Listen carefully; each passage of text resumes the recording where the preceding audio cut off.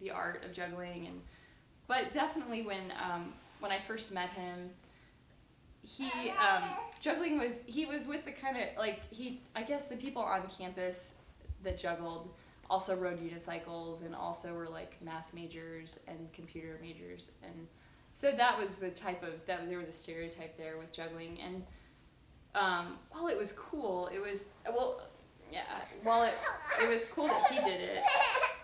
You're okay. It was something different. I guess it wasn't your stereotypical cool thing. It was more like, just kind of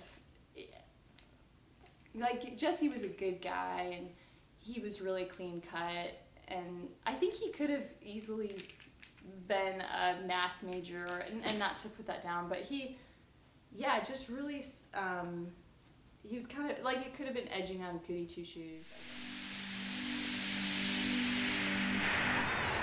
You want to see it go on my head? Yeah! Alright, I don't like it that much, but I'll do it, okay? Alright, here we go. Let's see. Tell me when you see it happen, okay? On my... Ow! Okay, like I was saying, on my... Ow! Okay. Ow! Oh, no! Ow!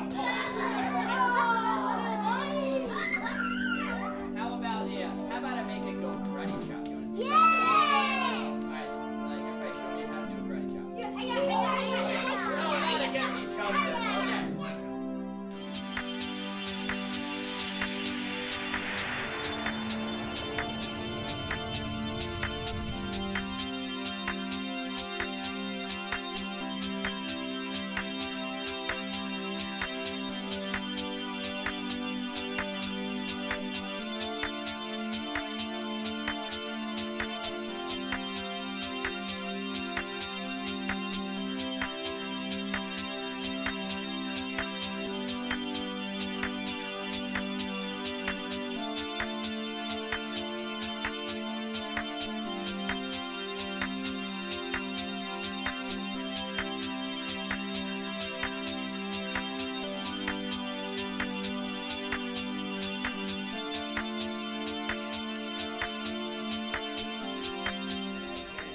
Okay. Now, he made one animal that was really tall with a long neck. Do you know any animals like that? What? The giraffe, okay? So I want you to take the orange ring, and that's going to represent the giraffe. And I want you to add in the giraffe when I say go. Ready? Set, go.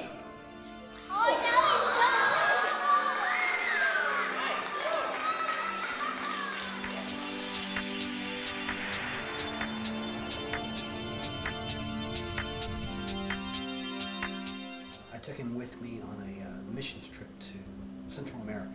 We were doing a vacation Bible school, and his job was to oversee the Bible school, and I was working with pastors, and I was doing the leadership training and really deep Bible study with the adults, and he was over in the vacation Bible school, and I was losing people.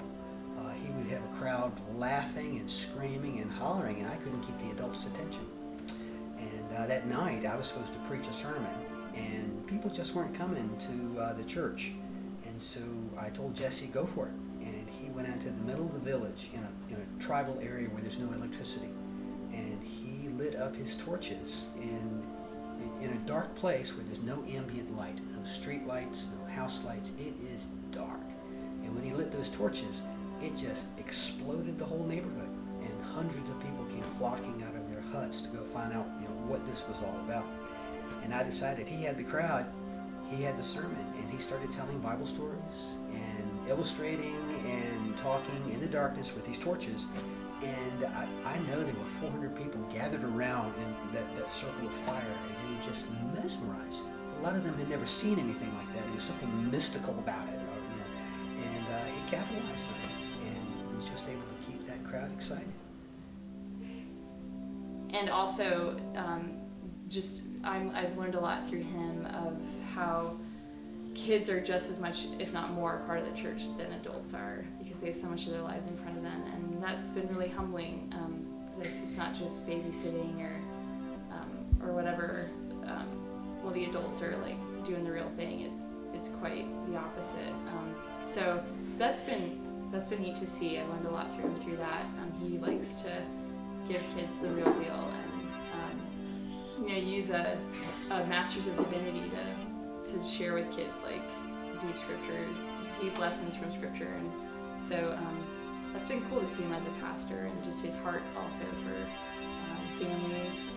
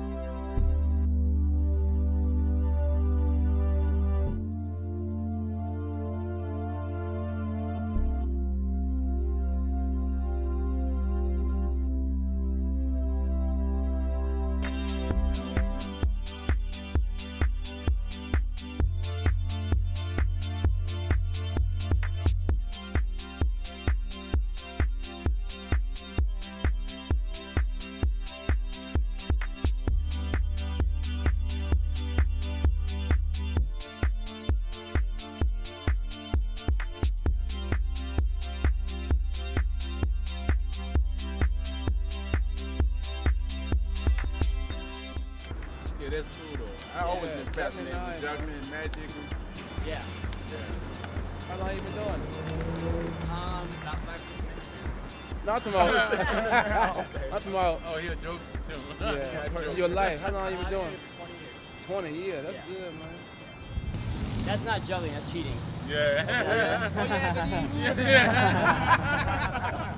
It took you that long to catch on. Yeah, You man. like, I'm a little And then this one goes up and down with it like that.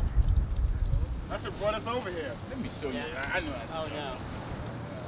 Just give me one. Man. Can juggle pancakes and fries. Yeah. I got it. That's how I juggle like that. Two All right. balls. Alright, all three. No, hold on. No, I can't get it.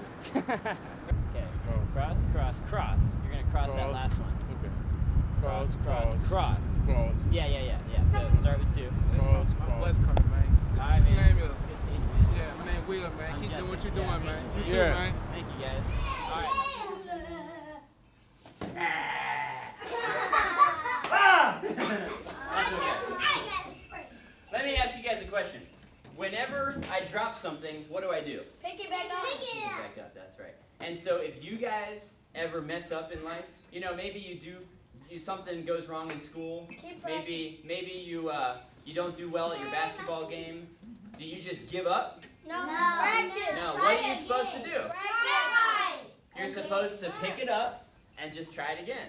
If you just keep working on something, you can get good at something. You don't have to give up the first time you mess up at something. Have I messed up a lot of this? Yeah. I have. In my whole life, I've messed up a lot of times doing this. But I love it so much that I always pick it up and I try it again. So, you guys want to see another neat trick? Okay, Gabriella, close, please.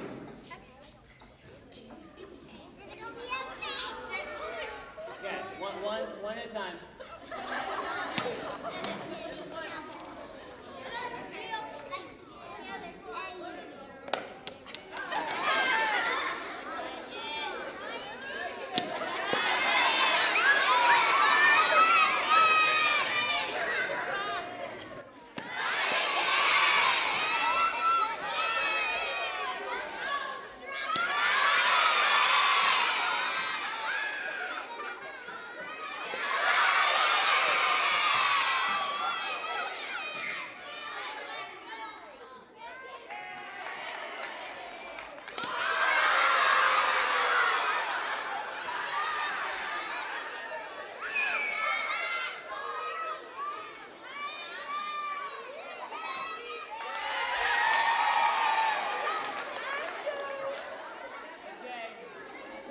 Gabriella, can you back up?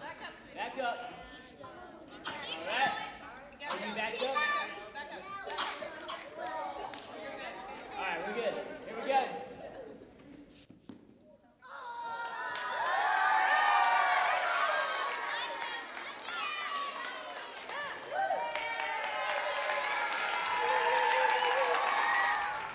So I've loved the way he has submitted that skill, and he really has worked it as a skill, but he's submitted it to the Lord to find out, how can I use this? And he has found such great ways to use that great skill, which is really entertaining, but he uses it as a skill to capture people's attention.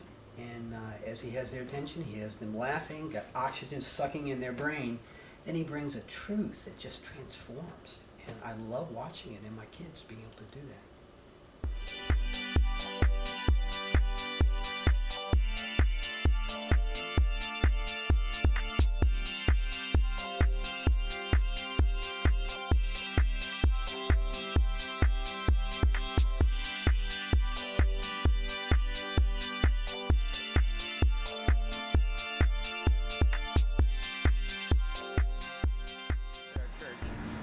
I've got this tall 6-foot unicycle. I sit up on top of it and I get up and I climb up these two guys and make a lot of fun out of it. And then I sit up on the unicycle and I rock back and forth. If there's space, I'll ride around in a big circle. And I ask a kid to come up and try to give me a high five. And so the kid is way down low, about 4 feet. Or how could he give me a high five? And after a while, we figure out, I could give him a high five if I come down off my unicycle and give him a high five. And so I do. I drop down off my unicycle and we high five. And I explain to the kids that that's what God did. God is up high on his great big unicycle, and we're these humans down low. And we cannot jump high enough. We're not good enough to reach God with our own strength or our own goodness or righteousness. It has to be something that God does for us. And so God came down in the person of Jesus Christ. I did that story one night at Christmas time. A few months later, one of the parents in my church came up to me and said that their kids are 3rd, 4th, 5th grade, two boys. They had been explaining that same story that I had taught to the kids with the unicycle to an exchange student that was living with them in their house. And they were, the boys were explaining the message of Christianity to this 18, 19-year-old student that was living in the house and a guest in their house and in our country, that they were able to share that message with him. And it really encouraged me that the kids were able to remember something that I had taught them, and they were able to rehash it to somebody else with the same message that Jesus Christ loves us and that God came down to us out of his love.